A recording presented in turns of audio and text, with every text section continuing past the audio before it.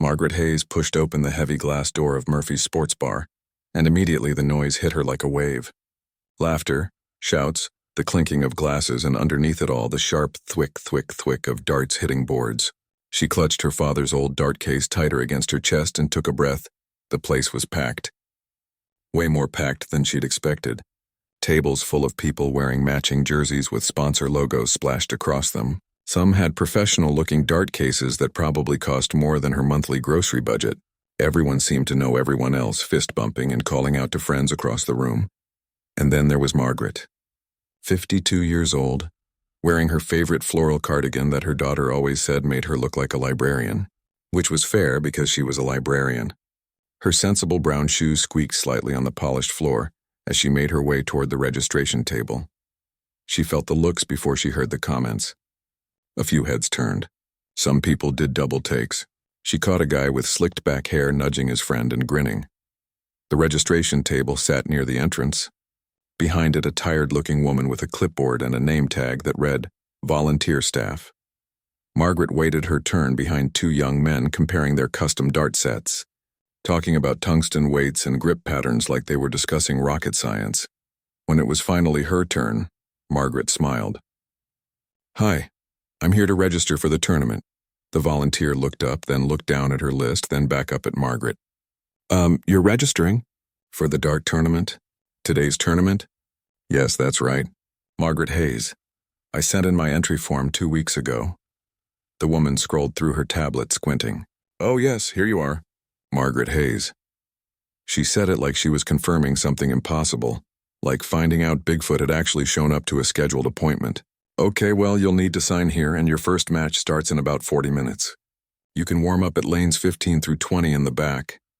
Margaret signed the form and took her player number on a stick-on badge, number 73. As she turned away from the table, she heard the volunteer mutter to someone. Did you see that? I thought it was a joke entry. The walk through the crowd felt longer than it should have been. Margaret kept her eyes forward, but she could feel the stares. Could hear the whispers that people weren't even really trying to hide. Is that someone's mom? Oh man, this is going to be painful to watch. $20 says she doesn't even hit the board. She found an empty chair near the practice area and sat down, placing her father's dart case on her lap. The case was old, brown leather worn smooth at the edges from years of handling. Her father had carried it to tournaments all over the Pacific Northwest back in the 70s and 80s. Before the arthritis got bad, before his hand started shaking too much to throw straight, Margaret ran her fingers over the brass clasps. She could still remember sitting in their garage. Couldn't have been more than 10 years old, watching him practice for hours, the way he'd stand perfectly still, breathing slow and steady, then release with this smooth, effortless motion. The dart would fly like it knew exactly where it needed to go. You've got the eye for it, Maggie, he'd told her once. That's something you're born with. The rest is just practice and patience. She'd learned, spent years throwing darts in that garage while other kids were at soccer practice or dance classes. Her father was patient, never pushing, just teaching her to read the board, to understand angles, to block out everything except the target. A burst of laughter snapped her back to the present. A group of guys near the bar were looking her way. One of them, wearing a jersey that said Derek on the back, was talking loud enough for half the room to hear. No, seriously, did someone's grandma get lost on the way to bingo night? He took a swig of his beer while his friends cracked up. I mean, look at her. She's probably never even been in a bar before. His buddy, shorter with a goatee, chimed in. Dude, be nice. She's probably here to watch her grandson or something. Nah, man, I saw her register. She's actually competing. Derek shook his head like it was the funniest thing he'd heard all week. First round's gonna be like watching a car crash. Can't look away, you know? Margaret felt heat rise in her cheeks, but she didn't look over. Didn't give them the satisfaction. Instead, she opened the dart case. Inside, nestled in faded blue velvet, were 3 darts. Brass barrels, perfectly balanced with red and white flights. Her father had bought them in 1972 with his first tournament winnings. They'd been his lucky darts. His championship darts, now they were hers. She lifted one out, feeling the familiar weight in her hand. The grip was worn smooth in exactly the right places. She stood and walked to the nearest practice board, aware that a few people were watching, probably waiting to see just how bad this was going to be. Margaret took her position behind the throw line. Raised her arm. The muscle memory was still there. Even after all these years of throwing alone in her basement, no audience, no pressure. Just her and the board and her father's voice in her head. She released. The dart sailed across the space and stuck firmly in the 20 segment. Not perfect, but solid, respectable. She threw 2 more. Both hit the board cleanly. Nothing spectacular. Just good, clean throws that showed she at least knew which end of the dart to hold. Behind her, Derek's voice cut through again. Oh wow, she can actually hit the board. Participation trophy for Grandma. More laughter. Margaret retrieved her darts and returned to her seat. She'd expected this. Of course she'd expected this. A middle-aged woman in a cardigan at a competitive dart tournament? She knew how it looked. Knew what people would assume. Let them assume. The tournament coordinator's voice crackled over the loudspeaker. Attention all players. First round matches will begin in 20 minutes. Please check the bracket board for your lane assignment. Margaret stood and walked to the big display board mounted on the wall. She scanned down the list until she found her name. Lane 7. Her opponent, Travis Mackenzie. She glanced around until she spotted Travis's name on someone's jersey. He was tall, probably mid-30s, with the kind of confident posture that came from winning. A lot. He was laughing with a group of people, holding court like someone who knew he belonged here. Margaret made her way back to her seat and sat quietly watching the room. Watching the players warm up, the easy way they moved, the casual confidence. These people played in leagues, played for money. This was their world. She was the outsider. The odd one out. The joke, but she'd made a promise. 6 months ago, in a hospital room that smelled like antiseptic and sadness, her father had squeezed her hand with what little strength he had left. You still throwing, Maggie? Sometimes, Dad, in the basement. You're good. Better than I ever was. You know that, right? She'd smiled through tears. You're just being nice. Never been nice a day in my life. You know that too? He'd coughed and she'd helped him with his water. Do something for me? Anything. Enter a tournament. Just one. Show them what you can do. Promise me. She'd promised. Of course she'd promised. And 2 months after the funeral, after the estate was settled and her daughter had gone back to college and the house felt too quiet, Margaret had found the registration form for the regional championship. She'd filled it out at her kitchen table at 2 a.m, had almost thrown it away a dozen times, but finally put it in the mail, and now here she was. All players for first-round matches. Please proceed to your assigned lanes.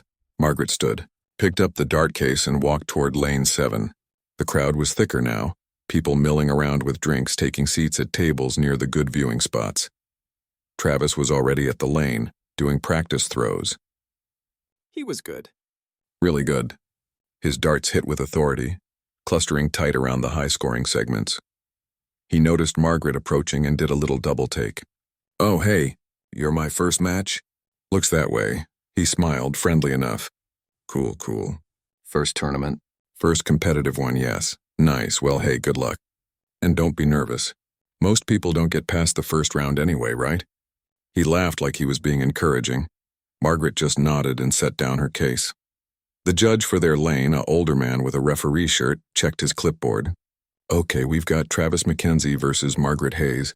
Best of 5 legs, standard 501 rules. Travis, you won the coin toss, so you'll throw first. A small crowd had gathered. Not huge, but enough.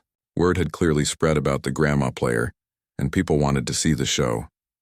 Margaret heard someone behind her stage whisper, "This is the one Derek was talking about." Oh man, I've got to film this. Travis stepped up to the line all loose and confident. His first dart hit triple 20. His second hit single 20. His third caught the triple 20 again. 140 points. A strong start. The small crowd clapped and cheered. Travis stepped back with a satisfied grin and gestured to the line. All yours. Margaret walked forward. Her hand was shaking slightly and she hated that. Hated that she was nervous. Hated that these strangers had gotten into her head. She heard the laughter starting up again. Heard someone say, "Here we go." She closed her eyes for just a second. The dart left Margaret's hand with a clean release, and for a moment, the world seemed to slow down. She watched it spiral through the air, the red and white flight spinning in perfect rotation.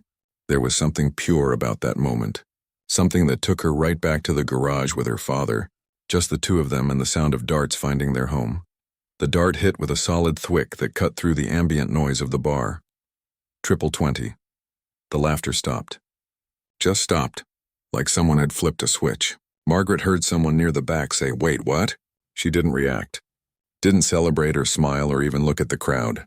She simply reached for her second dart, the way her father had taught her. One throw at a time. Don't think about the score. Don't think about what comes next. Just throw. The second dart felt good in her hand. She took her position, found her breath, found her rhythm. Release. The dart traced almost the exact same path as the first. 20. Now there were actual gasps. Someone dropped a glass and it shattered on the floor, but nobody moved to clean it up. Everyone was staring at the board. At Margaret. At the two darts clustered together in the small red triangle of the 20. Travis's confident smirk had frozen on his face. He was staring at the board too, like he was trying to figure out if this was really happening. Margaret picked up her third dart. Her hand wasn't shaking anymore. The nerves were gone. This was what she knew. This was the language her father had taught her, the only way she knew to speak to him now that he was gone. She threw 20, 180 points. A perfect score. The maximum you could get with 3 darts. The place exploded. Not with laughter this time, but with shock. Pure undiluted shock. People were shouting, pointing at the board, grabbing their friends to make sure they'd seen what just happened. Someone was yelling, "Did you see that? Did everyone see that?" Margaret walked to the board and pulled her darts out one by one. The judge was staring at her like she'd just materialized out of thin air. That's 180, he said, marking it down on his scorecard. His hand was shaking a little as he wrote. Margaret leads 321 to 361. Travis stepped back up to the line. He was trying to look confident, but Margaret could see the doubt creeping in around his eyes. His first dart hit single 20. The second clipped the edge and dropped into the 5. His third recovered a bit with a 19, but the damage was done. His rhythm was broken. The leg continued. Margaret didn't hit another 180, but she didn't need to. Her throws were mechanical, precise, consistent. No wasted darts, no wild shots, just steady, patient scoring. Travis fought back hard, hitting some good numbers, but you could see him pressing, trying to make up ground, and that's when mistakes happen. Margaret finished the leg with a clean double 16 checkout. The crowd erupted again. People were standing now, craning to see the board. To see this woman in a floral cardigan who'd appeared out of nowhere to dismantle one of the tournament's solid players, one leg down. She needed 2 more to win the match. As they set up for the second leg, Margaret noticed the crowd around lane 7 had grown. Word was spreading through the tournament. People were leaving their own matches, their own practice sessions to come watch. Derek, the guy who'd made the grandma joke earlier, was standing near the rail with his mouth hanging open. His friend elbowed him and said something Margaret couldn't hear, but Derek just shook his head slowly, like he was watching something that defied the laws of physics. The second leg was tighter. Travis had steadied himself, remembered who he was, what he could do. He played smart, played his game, and it showed, but Margaret matched him point for point. When he hit a big score, she answered. When he missed, she capitalized. The leg went down to the wire, both players needing double outs to finish. Travis needed double 12. His dart caught the wire and bounced out. The crowd groaned in sympathy. Margaret needed double 8. She took her time, lined it up, felt for that quiet place inside where her father's voice lived. The dart flew true. Double 8, dead center, 2 legs to none. The crowd wasn't laughing anymore. They were cheering, actually cheering for her. Margaret heard someone shout, "Who is this woman?" And someone else answer, "I don't know, but she's incredible." Travis looked shell-shocked. He approached the line for the third leg, and you could see him trying to dig deep, trying to find whatever had made him a 3-time regional finalist. He came out strong, hitting back-to-back 120s, and for a moment it looked like he might turn this around. But Margaret was in a zone. That's the only way to describe it. Every movement was automatic, muscle memory layered on top of years and years of practice that nobody knew about. All those nights in her basement after her father died, throwing alone in the dark because she couldn't sleep, because the house was too quiet, because the only way she could feel close to him was to pick up these darts and throw. She finished the third leg with a 97 checkout that required 3 darts and perfect math. Triple 19, single 20, double 20. The kind of finish that makes experienced players nod in respect because they know how hard it is to calculate under pressure, to execute when it matters. When the final dart hit, the bar erupted. A standing ovation. Actual applause. People were whistling and stomping their feet and chanting something that sounded like, "Margaret. Margaret." Travis walked over and extended his hand. To his credit, he was smiling, even though she'd just eliminated him in straight legs. "That was incredible, seriously. Where did you learn to throw like that?" "My father taught me," Margaret said, shaking his hand. "A long time ago." "Well, he taught you right. Good luck in the next round. You're going to need it." He said it kindly, like a warning from someone who knew what was coming. The judge raised Margaret's hand like she was a boxing champion. "Winner Margaret Hayes." More applause. Margaret felt her cheeks burning. She wasn't used to this, to being the center of attention, to people looking at her like she was someone important. She gathered her darts and made her way back to her seat, but she didn't make it far before a young woman with a press badge and a smartphone intercepted her. "Hi, sorry to bother you, but I'm writing for the regional sports blog and I have to ask, where did you come from? Nobody's heard of you. You're not in any of the league databases." Margaret hesitated. She wasn't good at interviews. Wasn't good at talking about herself. "I don't play in leagues. I just practice at home." "At home? Just practice? And you just beat Travis McKenzie in straight legs?" The reporter was scribbling notes furiously. "What's your background? Did you play professionally? Are you coming out of retirement?" "No, nothing like that. My father was a competitive player. Robert Hayes. He played the circuit back in the 70s and 80s. He taught me when I was young." The reporter's eyes lit up. "Robert Hayes? The Robert Hayes from the Pacific Northwest Circuit? He was legendary." Margaret felt a lump form in her throat. "He was my dad. Why haven't you competed before? With skills like this?" "Life got busy. I had a job, a family, and then my father got sick and I took care of him. He had arthritis, couldn't throw anymore. It bothered him a lot not being able to play." Margaret looked down at the dart case in her hands. "Before he passed, 6 months ago, he made me promise to enter a tournament. Just one. So this is me keeping that promise." The reporter had stopped writing. She was just looking at Margaret with this expression that was part sympathy, part awe. "That's beautiful, really. Can I use this in my article?" Margaret shrugged. "I suppose. If you want. What's your goal here? How far do you think you can go?" "I don't know. I just wanted to honor his memory.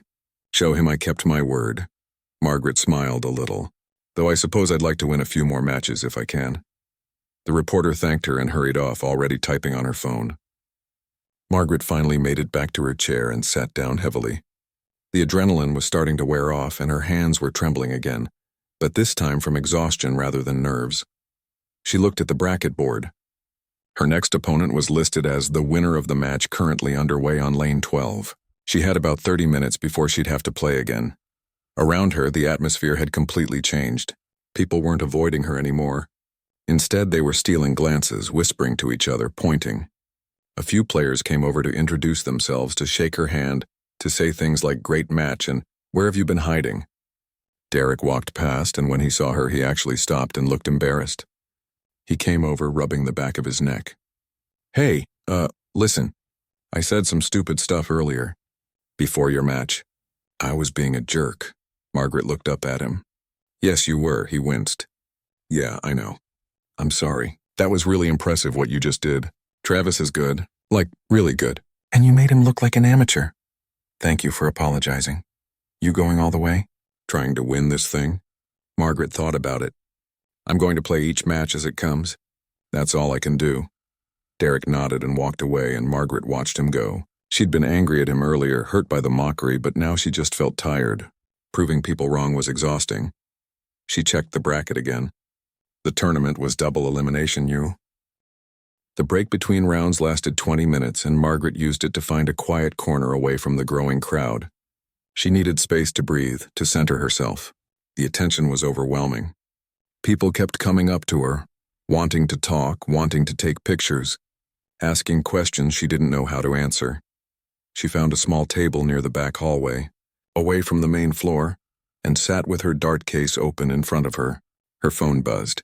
A text from her daughter Kelly, who was supposed to be studying for midterms at college. "Mom, someone just sent me a video of you at a dart tournament. Why didn't you tell me you were competing? You're amazing. Call me when you can." Margaret smiled and typed back a quick reply. "Long story. We'll explain later. Love you." Another buzz. This time it was her co-worker from the library, Helen, who'd been trying to get Margaret to go to book club for months. Margaret Hayes. "I just saw you on the regional sports blog. Mystery Player Dominates Tournament. You've been holding out on us. The whole library is watching online." Margaret's stomach flipped. Online? People were watching this online? She opened her browser and searched for the regional sports blog. Sure enough, there was a live update feed for the tournament, and the top article was titled, "Unknown Player Stuns Tournament. Who is Margaret Hayes?" Below it was a photo someone had taken of her throwing. She barely recognized herself. There was a focus in her face, an intensity she didn't know she was capable of showing. The article mentioned her father, talked about her mysterious absence from competitive play, and speculated that she might be the dark horse that could take the whole championship. Margaret closed her phone. This was getting bigger than she'd anticipated. She'd thought she'd come in, play a few matches, probably lose in the first round, and go home having honored her promise to her father. Instead, she was in the quarterfinals with people she'd never met, treating her like she was somebody important. "Mind if I sit?" Margaret looked up. Standing there was a woman about her age, maybe a bit younger, wearing a professional jersey with sponsor patches and a confident smile. She had short dark hair and the kind of presence that said she'd been doing this a long time. "Go ahead," Margaret said. The woman sat down and extended her hand. "Jessica Thornton. Though most people call me the Hawk because apparently I have good eyes or something. I've been watching you play. You're remarkable." Margaret shook her hand. "Thank you. I'm just doing my best. Your best is better than most people's best after years of training. How long have you been playing competitively?" "Today's my first tournament." Jessica's eyebrows shot up. "Today? You're joking? My father used to compete. He taught me when I was young. But I've never played in public before." "Robert Hayes was your father." Jessica leaned back in her chair, shaking her head in amazement. "I've read about him. He was one of the greats before his time, before the sport really took off commercially. If he'd been born 20 years later, he would have been a world champion." He would have liked hearing that. "Would have?" Jessica's expression softened. Past tense. "He passed away 6 months ago. Arthritis took away his ability to play years before that. He made me promise to compete, to show what he'd taught me. So here I am." Jessica was quiet for a moment. "That's a beautiful tribute, and you're doing him proud whether you know it or not." She paused. "I'm in the other half of the bracket. If we both win our next matches, we'll face each other in the semifinals." "You're the second seed," Margaret said. She'd looked at the bracket carefully. "The defending champion. Guilty as charged. Been playing professionally for 8 years. This is what I do for a living. Tournaments, exhibitions, corporate events. Darts is my whole life," Jessica smiled. "So if we do meet in the semis, I hope you'll understand when I don't go easy on you." "I wouldn't respect you if you did." Jessica laughed. "Good answer. Your father taught you well, not just about darts, but about competition." She stood up. "I should get going. My match is in 10 minutes. But Margaret, whoever wins between us, you've already accomplished something special. The way you play, the story behind it, that matters. Don't forget that." Margaret watched her walk away, and something settled in her chest. Respect. That's what she'd been earning today. Not sympathy, not surprise, but genuine respect from people who understood the game. The loudspeaker crackled. "Quarterfinal matches will begin in 5 minutes. All players report to your assigned lanes." Margaret picked up her dart case and made her way back to the main floor. Lane 7 again. Her opponent was already there, a younger guy, maybe late 20s, with nervous energy radiating off him. He kept adjusting his grip on his darts, rolling his shoulders, bouncing on his toes. The judge checked them in. "We've got Margaret Hayes versus Bobby Chen, best of 5 legs. Bobby, you won the toss. You'll throw first." Bobby stepped to the line and immediately unleashed a barrage of fast throws. His style was aggressive, almost reckless, but effective. He hit a solid 140 on his first turn, then grinned at Margaret like he'd just proved something. Margaret understood the strategy. He was trying to rattle her, to make her feel like she needed to rush to keep up with his pace. It was a tactic that probably worked on less experienced players, but Margaret had time on her side. Decades of practice. She took her position and threw at her own speed, measured, deliberate, controlled. 3 darts, all finding good numbers. Not spectacular, but efficient. The match developed into a study in contrasts. Bobby was all flash and speed, throwing the moment he got to the line, hitting big scores but also big misses. Margaret was patient, mechanical, averaging strong scores without ever seeming to rush. The first leg went to Bobby on the back of some brilliant shooting. He celebrated with a fist pump, and the crowd, much larger now than it had been for her first match, cheered enthusiastically. Margaret won the second leg with methodical precision, gradually building her lead until she finished with a textbook double 16. The third and fourth legs split, bringing them to a deciding fifth leg. First to finish would advance to the semifinals. The crowd pressed in closer. Margaret could hear phone cameras clicking, could see people recording on their devices. Somewhere in the background, she heard someone explaining to a friend about her story, about her father, about how nobody had heard of her before today. Bobby threw first and hit a 120. Solid, but he'd expected more. His frustration showed in the way he snatched his darts back from the board. Margaret's turn. She hit triple 20, triple 19, single 20, 137. The crowd murmured appreciation. The leg continued, both players trading scores, the tension building with each throw. They reached the finishing phase nearly tied. Bobby needed 76 to win. He went for triple 16 but caught the single instead. Then single 20. He needed double 10 to finish, but his dart drifted wide and caught single 10 instead. Bust, the judge called. Bobby's score reset to what it had been before his turn. Margaret needed 81. She calculated quickly. Triple 19 would leave double 12. Her first dart caught the triple perfectly. 57 left. Her second dart took out the single 17 by mistake. Double 20 left. The crowd went silent. Double 20 to go to the semifinals. To continue this impossible run, Margaret took her time, felt the weight of the dart, heard her father's voice cutting through the noise and tension. Trust your throw, Maggie. You've made this shot 1,000 times, she released. The dart seemed to hang in the air forever before it struck home. Double 20. Dead center. The place exploded. The cheering was so loud it hurt her ears. People were on their feet, strangers were hugging each other, and Bobby came over to shake her hand with a huge smile despite having just lost. That was intense. You're going to the semis. That's incredible. He was genuinely happy for her, no bitterness in his voice. Good luck against Jessica. You're going to need it. She's the best I've ever seen. Thank you. You played beautifully. The judge raised her hand again. Winner and advancing to the semifinals, Margaret Hayes. Margaret made her way through the crowd, accepting congratulations, handshakes, pats on the back. Someone handed her a bottle of water.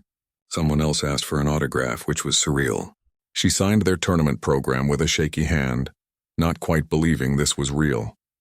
She found her seat and collapsed into it. Her legs felt weak. 3 matches in one day, each one more intense than the last. She checked the time. The semifinals would start in 45 minutes. 45 minutes to rest, to recover, to prepare for Jessica Thornton, the defending champion. Margaret pulled out her phone and saw dozens of messages. Kelly had sent about 10 more texts, each more excited than the last. Helen from the library had sent a photo of the entire staff crowded around someone's computer, watching the tournament stream. There were messages from old friends she hadn't heard from in years, people who'd seen her name online and couldn't believe it. But there was one message that made her breath catch. It was from her father's old friend Danny, who'd played the circuit with him back in the day. Your dad would be so proud right now, Margaret. I'm watching from home and I swear I can see Robert in every throw you make. Keep going. Show them what Hayes' blood is made of. Margaret found the women's restroom and splashed cold water on her face. She looked at herself in the mirror. Same woman who'd woken up this morning in her quiet house, made her coffee, fed the cat, driven here with butterflies in her stomach. But different somehow. Changed. There was something in her eyes that hadn't been there before. Confidence, maybe. Or purpose. She dried her face and went back out. The quarterfinal match between Jessica and her opponent was just finishing up. Margaret watched from a distance as Jessica closed out the match with ruthless efficiency. There was no wasted movement, no hesitation. Every dart had a purpose, every throw calculated. Jessica wasn't just good. She was a machine. Precise, relentless.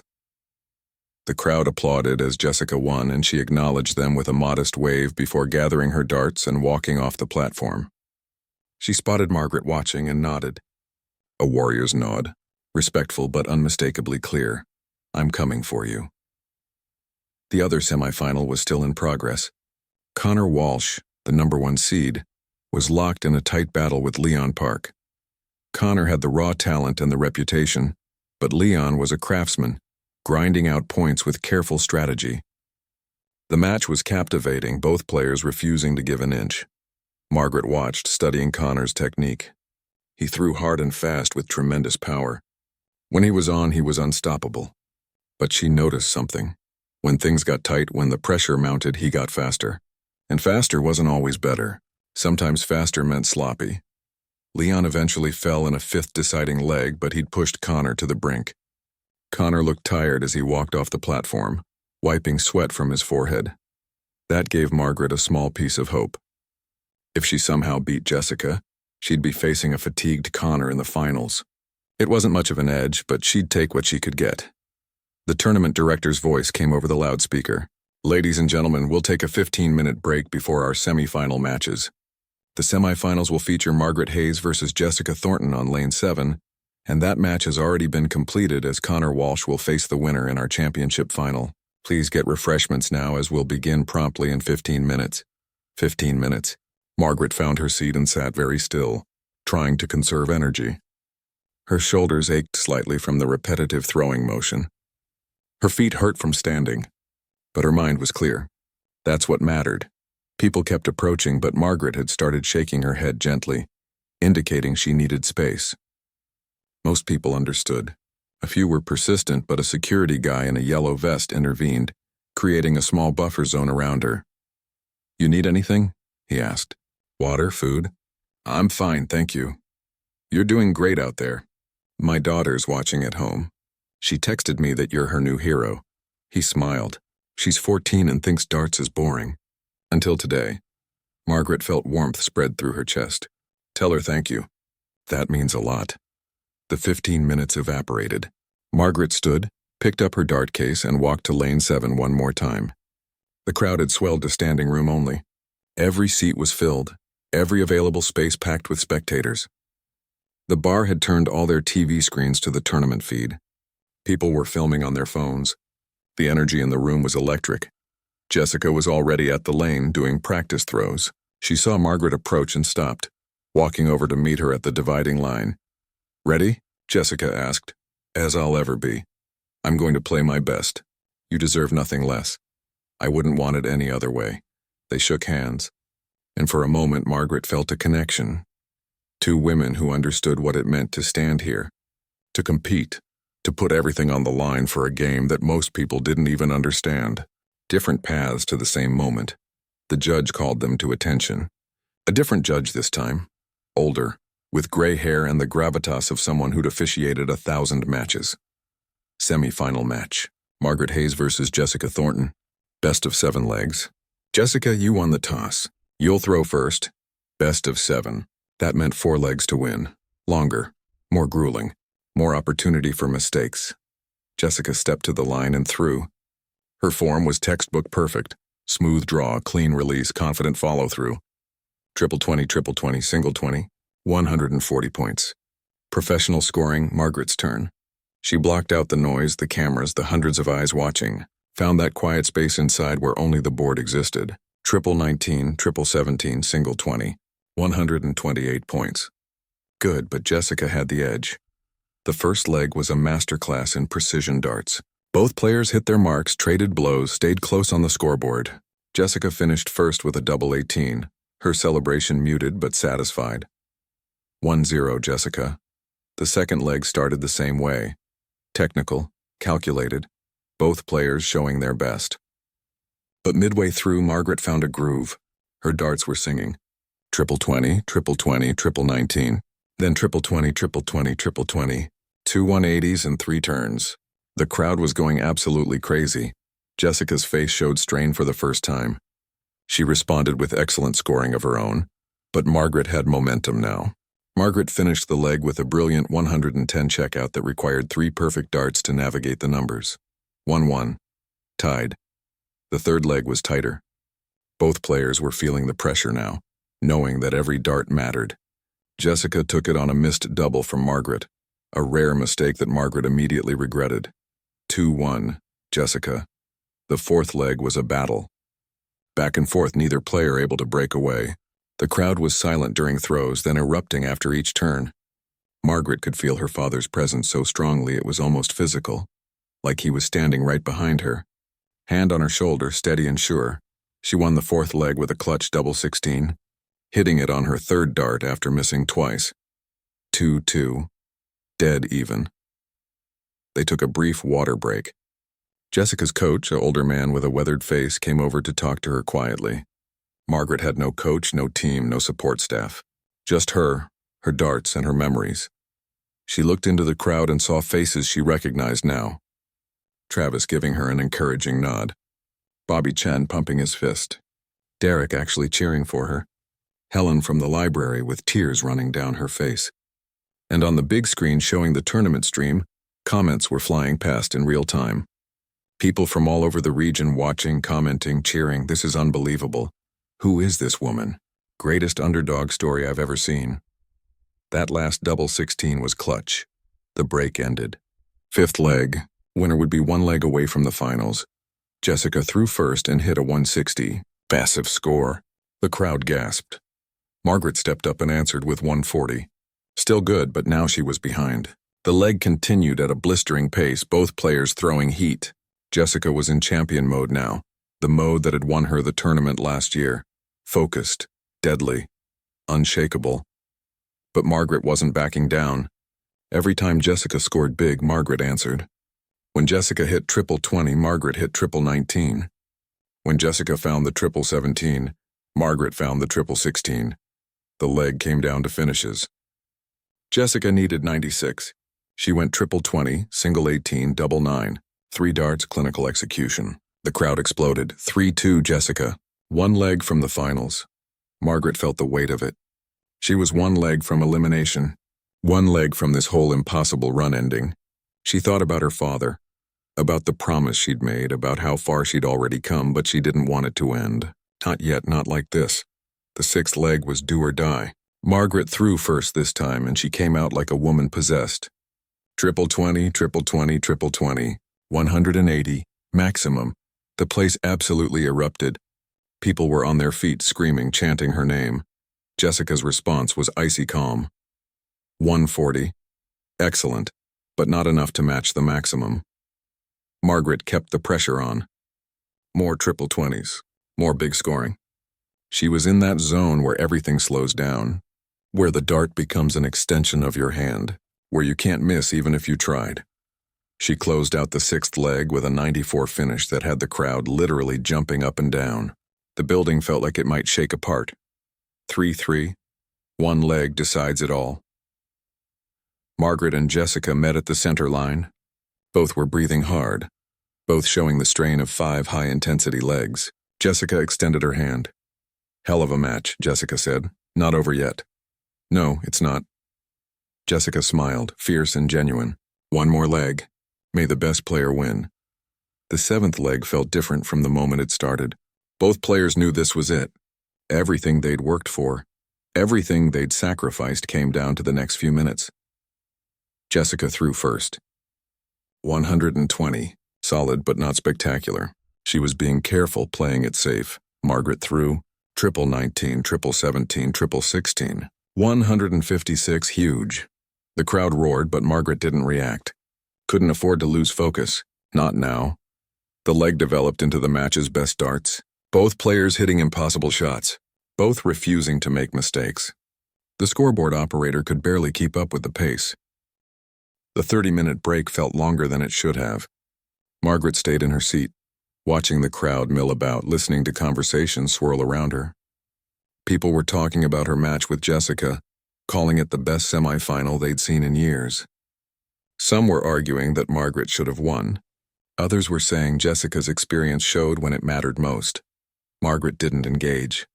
She just sat there, the dart case on her lap, feeling the weight of what she'd accomplished slowly settle into her bones. The adrenaline was fading, replaced by a bone-deep exhaustion. But also something else. Something that felt like peace. Her phone buzzed. Kelly again. "Mom, I'm so proud of you I could cry. Everyone in my dorm watched the last match.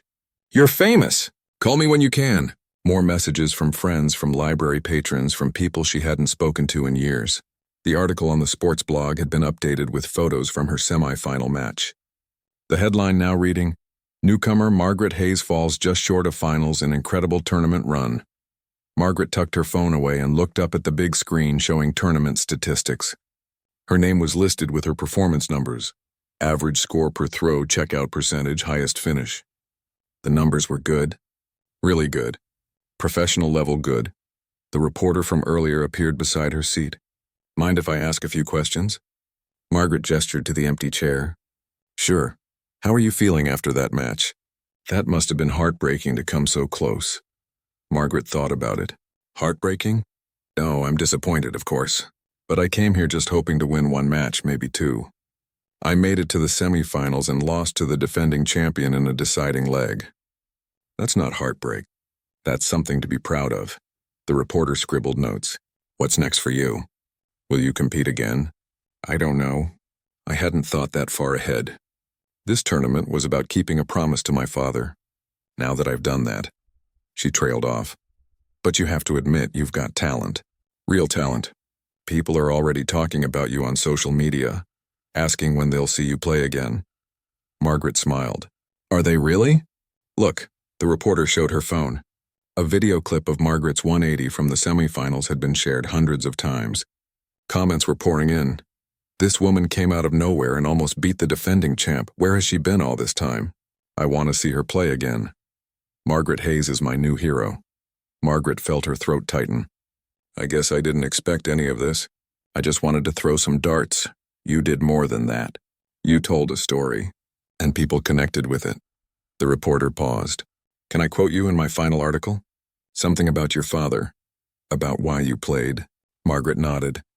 "You can say that I kept a promise to someone I loved, and that keeping that promise taught me I'm capable of more than I thought. That maybe it's never too late to discover something new about yourself." The reporter smiled. "That's beautiful. Thank you." As the reporter left, the loudspeaker crackled to life. "Ladies and gentlemen, please take your seats. The championship final between Jessica Thornton and Connor Walsh will begin in 5 minutes. The crowd surged back to their seats. The energy in the room shifted. This was it, the moment everyone had been waiting for. Champion versus champion. The hawk versus the favorite. Margaret watched as Jessica and Connor took their positions at lane 7. Both looked focused, determined. This was what they'd trained for, what they lived for. Professional players at the peak of their abilities.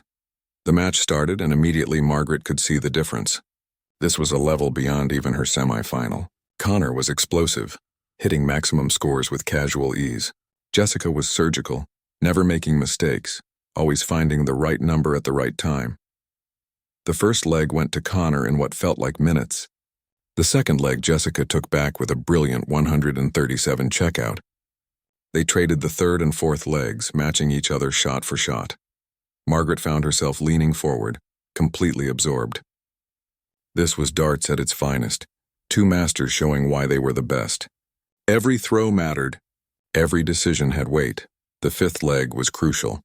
Winner would be 2 legs away from the championship. Connor came out aggressive, perhaps too aggressive. He hit some huge scores but also made mistakes, missing doubles he usually hit. Jessica stayed patient, methodical, waiting for her opportunities. Connor needed 56 to win the leg. He went for triple 16 but caught the single, then missed the double 20 twice. Jessica stepped up needing 76. Triple 20, single 16. She lined up the final dart. Double 10. The dart flew true and Jessica pumped her fist. 3-2, Jessica leading. Connor looked frustrated. He was the favorite, the top seed, but Jessica had the momentum now. The sixth leg was tight. Both players fighting hard, but Jessica's experience showed. She closed it out with a double 8, hitting it on her first dart. 4-2. Jessica was 1 leg away from repeating as champion. Connor called for a timeout, conferring with his coach. Margaret could see them talking intensely. the coach gesturing, trying to inject confidence, strategy, something to turn the tide. The seventh leg began, and Connor came out like a man possessed.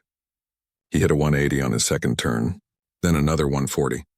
He was throwing with power and precision, finally finding the form that had made him the #1 seed. But Jessica didn't crack. She matched him score for score, never giving him space to breathe, never letting him build a comfortable lead. The leg came down to a finish, and both players were in range. Connor threw first. He needed 121, the same finish Jessica had hit to beat Margaret in the semifinals. Connor went triple 20, triple 17, and lined up the final dart. Double 16 for the leg. To stay alive, the dart hit the wire and bounced out. The crowd groaned. Connor stood there staring at the board in disbelief. So close, 1 wire's width from success. Jessica stepped to the line. She needed 96. Triple 20, single 20, double 18. That was one path, or triple 19, triple 13, double 14, multiple routes to victory. She chose her path and threw. Triple 20, 63 left, single 20, double 21 remaining. No, wait, the math was different. She needed 43 left, not 63. She'd gone triple 20 when she meant single 20. Margaret's breath caught. Jessica had made a mistake. A mental error. The pressure had gotten to her for just a moment. Jessica stood at the line, recalculating. She needed 76 now. Another dart, another calculation. Single 16, double 30 left. The crowd was absolutely silent. This was it. This dart right here would decide the championship. Jessica took her time, found her breath, raised her arm, released. The dart sailed through the air, spinning in perfect rotation, tracking toward the target, and double 15. Not double 30. The dart hit the wrong double, bust. The crowd exploded. Connor was still alive. Jessica walked back to the scoring line, face calm, but Margaret could see the tension in her shoulders. She'd had the championship in her hands and let it slip. Connor stepped up for his next turn. He needed 161. Too much for a finish, but he could set himself up perfectly. He threw beautifully, clinical and focused, leaving himself 48 for the championship. Jessica threw, trying to apply pressure, but Connor was locked in now. He'd been given a second chance, and he wasn't going to waste it. Connor lined up his finishing turn. 48 remaining. Single 16, double 16. That was the route. Simple, straightforward. His first dart hit single 16 perfectly. 32 left. The crowd was on their feet. One more dart. Double 16 for the championship. Connor raised his arm. The building held its breath. The dart flew true. Double 16, the crowd erupted. Connor threw his arms in the air. His coach rushed onto the platform and chaos ensued. Confetti cannons went off. Music blared. People were hugging, cheering, celebrating. Jessica stood to the side, applauding, gracious in defeat despite how close she'd come. Connor noticed and immediately went to her, shaking her hand, then pulling her into a respectful hug. Class recognizing class, the tournament director took the microphone. "Ladies and gentlemen, your regional dart champion, Connor Walsh." More cheers. More celebration. The trophy was brought out. Photos were taken. Speeches were made. Connor thanked the organizers, thanked Jessica for a great match, thanked the crowd for their support, and then he said something unexpected.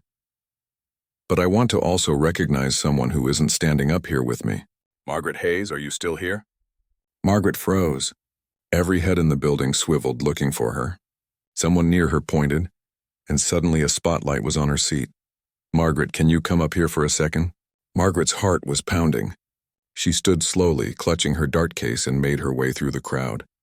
People patted her back as she passed, offering words of encouragement. She climbed onto the platform, blinking in the bright lights. Connor shook her hand. "I watched your match against Jessica. That was some of the best darts I've seen, ever. You pushed the defending champion to a 7th leg in your first tournament. That's legendary, Clyde.